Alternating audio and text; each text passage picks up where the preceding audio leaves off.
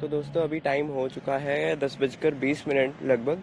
और अभी तक कोई भी सीआरएस स्पेशल ट्रेन जो है वो डिपार्ट नहीं हुई है। मैं पिछले आधे घंटे से यहीं खड़ा हूँ। हालांकि एक जो कहते हैं सीआरएस से पहले एक टावर वैगन जो आगे आगे चलता है वो यहाँ से निकल चुका है सूरतगढ़ की साइड। और अभी मैं फेस करके खड़ा हूँ बठिंडा की तरफ। और अभी मैं देख के आया था आगे प्लेटफॉर्म नंबर 5 पे ही सीआरएस स्पेशल हमेशा लगाई जाती है।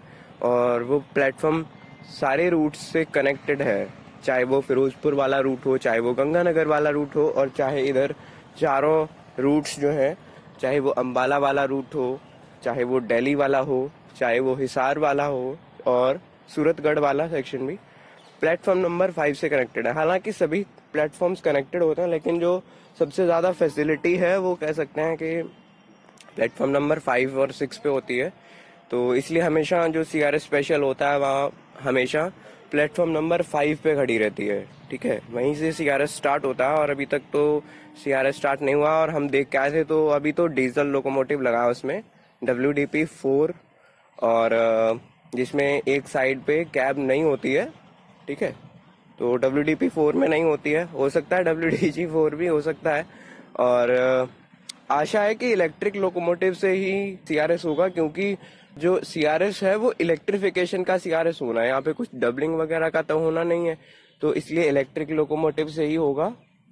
और आगे देखते हैं कि क्या होता है।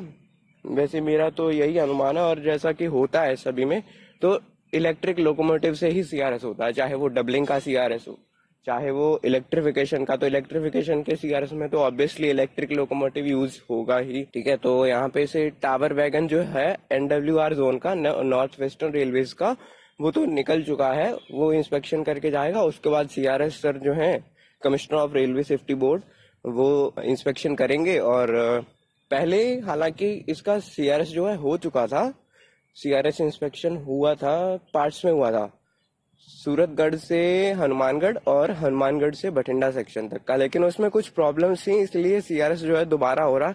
और शायद ऐसा ही जो है, मुझे लगता है कि बठिंडा से हिसार तक का एक बार सीआरएस होगा। उसके बाद ही इलेक्ट्रिक ट्रेन्स जो है, मतलब इलेक्ट्रिक लोकोमोटिव्स जो है, पैसेंजर ट्रेन्स के साथ लगा के भेजेंगे। ठीक है, तो अभी तक तो इलेक्ट्रिक लोकोमोटिव्स नहीं भेज रहे हैं पैसेंजर ट्रेन्स के साथ, जिसमें पैसेंजर ट्रेवल करते हैं। ठीक है, अभी तक तो सिर्फ गुड्स ट्रेन्स में इलेक्ट्रिक लोकोमोटिव लगा के भेज रहे हैं हिसार तक। और सूरतगढ़ सेक्शन पे भी कुछ गुड्स ट्रेन्स हैं, फ्रेट ट्रेन्स हैं, उनमें इलेक्ट्रिक लोकोमोटिव्स जो हैं चल रहे थे।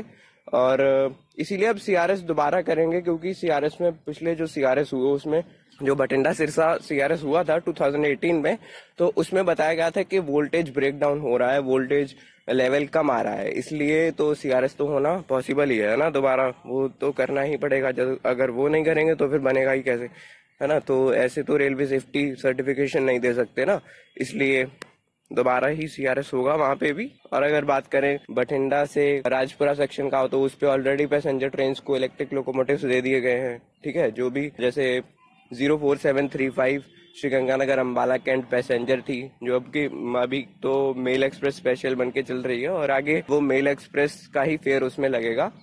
हाँ, हालांकि कुछ ट्रेन्स, पैसेंजर ट्रेन्स जो हैं उनको रिस्टोर किया जा रहा है। कुछ खबर आई थी कि जींद से रोहतक जाने वाली वया पानीपत, तो उसको रिस्टोर कर रहे हैं। और फिरोजपुर डिवीजन की भी, मतलब नॉर्दर्न रेलवेज की जितने भी डिवीजन है उसमें कुछ ट्रेन्स जो है, कुछ पैसेंजर ट्रेन्स जो पहले चला करती थी उसमें से कुछ ट्रेन्स जो है रिस्टोर कर रहे हैं। हालांकि अपने बठिंडा से कोई भी चलने वाली ट्रेन, मतलब फिरोजपुर जींद पैसेंजर, तो उनको अभी रिस्टोर नहीं किया गया है, और आई थिंक कि वो कैंसिल ही होगी।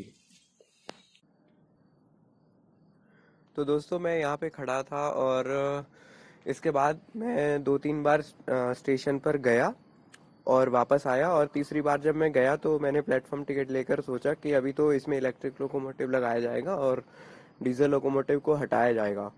लेकिन ऐसा नहीं हुआ। जैसे ही मैं प्लेटफॉर्म पर पहुंचा और आधी ट्रेन को मैं क्रॉस करके आगे पहुंच रहा था, तब तक जो है सीआरएस स्पेशल ट्रेन डिपार्ट कर गई। और फिर उसके बाद मैंने यहाँ का डिपार्चर वीडियो तो नहीं ले पाया।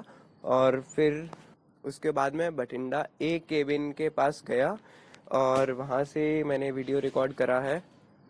दोस्तों वैसे तो बठिंडा हनुमानगढ़ का सीआरएस पहले हो चुका था, लेकिन इसको बठिंडा सूरतगढ़ दोबारा किया है, क्योंकि पहले जब सीआरएस हुआ था तो जो सीआरएस सर थे, commissioner of railway safety board, वो 1-2 दिन में रिटायर होने वाले थे और रिटायरमेंट के दौरान उन्होंने कुछ लिखा नहीं, सीआरएस में सर्टिफिकेशन दिया नहीं, और इसलिए जो नए सीआरएस आए हैं, जो अब सीआरएस कर रहे हैं, तो उन्होंने कहा कि ऑफिशियली इसमें कुछ लिखा नहीं है, तो इसलिए सीआरएस दोबारा करना पड़ेगा। तो फिर इसलिए commissioner of railway safety board वो दोबारा से सीआरएस करने आए हैं।